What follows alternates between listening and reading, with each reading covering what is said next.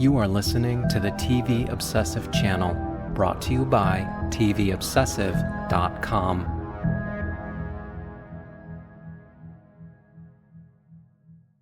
Sugar, Season 2, Episode 5, Unknowns, written by Michael Bim and directed by Adam Bernstein. Last week, Sugar killed G-Moon and brought him back to life in order to trick Ray Vega.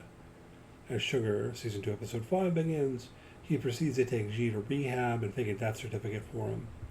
He seems to have told Tyler that G is dead too, and while I'm not sure about the logistics there, I guess we have to accept it. Danny, on the other hand, gets the truth, and things are looking up for him otherwise as well, with his Las Vegas fight against Nestor Rodriguez still on despite the fact that he beat up Nestor's friend. Of course, we've yet to see any consequences for Danny stemming from his involvement in a robbery, so I wouldn't bank on him getting a happy ending just yet. Sugar returns to the house where G overdosed to retrieve the Narcan inhaler he left in her vent for some reason. As he stomps the vent back into place, a mounted cat head falls from the wall, and when John puts it back up, he leaves it crooked. Details, Sugar. You were just talking about them in the voiceover. Ray Vega will notice this detail when he returns to the scene later in the episode. Sugar goes to Tom and asks about the possibility of getting G into witness protection. Tom thinks there's only a slim chance of it, particularly if the potential case is a matter of G's word against Vega's. This leads Val, the wonder of Chewie, was in the same boat, and if he had evidence on his phone. Sugar finds that phone when he finally manages to track down Sandra again. Unfortunately, she's dead now, and we don't learn anything about what's on the phone in this episode.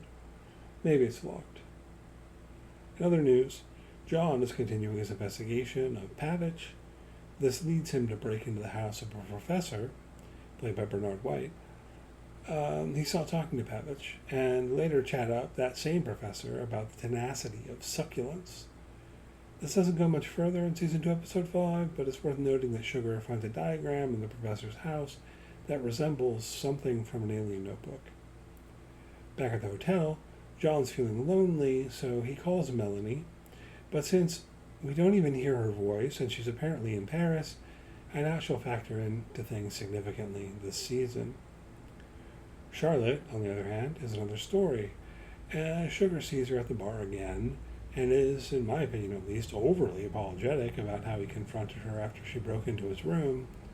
Regardless, the two share dinner and talk until dawn. When he finally gets to bed, Sugar has another vision of Peg, who tells him he's going to hell for doing things like eating cheeseburgers. The broader point seems to be that John is violating the rules of his species. Resurrecting G isn't necessarily an excuse for killing him, and we have to wonder whether John is going down the same path Henry traveled off-screen in between seasons.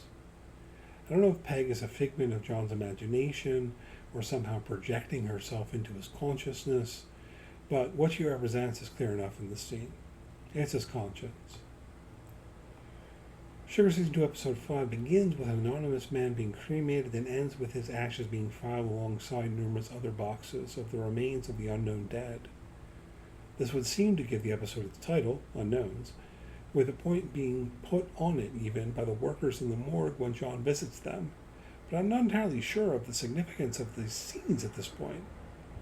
In the opening scene, Sugar is talking in voiceover about how G is dead, or that's the story at least, but the man we see is not G and isn't even a corpse being falsely labeled as G. The death certificate does the trick there, for one thing, and if the closing scene involves the remains of the same man, as I've surmised, then he's a John Doe and there's no one to inform of his death. Perhaps it's all for aesthetic effect, which is fair enough. It remains the case that there are a number of unknowns I'm curious about when it comes to the plot of Sugar. Why did Henry kill himself? What happened to Jen? What does Pavich know about the aliens? Who is Ray Vega talking to on the phone, who seems to be his superior? And how does the fire sale in Downertown even make sense? Why did Vega kill Chewie? Is Charlotte really just a horny philanthropist, or is something more sinister at play? And why does the professor's parrot keep saying, "What the heck?" And so on. We're more than halfway through Sugar Season 2, so things sum together in the home stretch. I'm sure I'll continue to enjoy the vibes no matter what happens, but sometimes it feels like this show can't decide whether it wants to be a sci-fi mystery or a network procedural. Mostly, though, it works.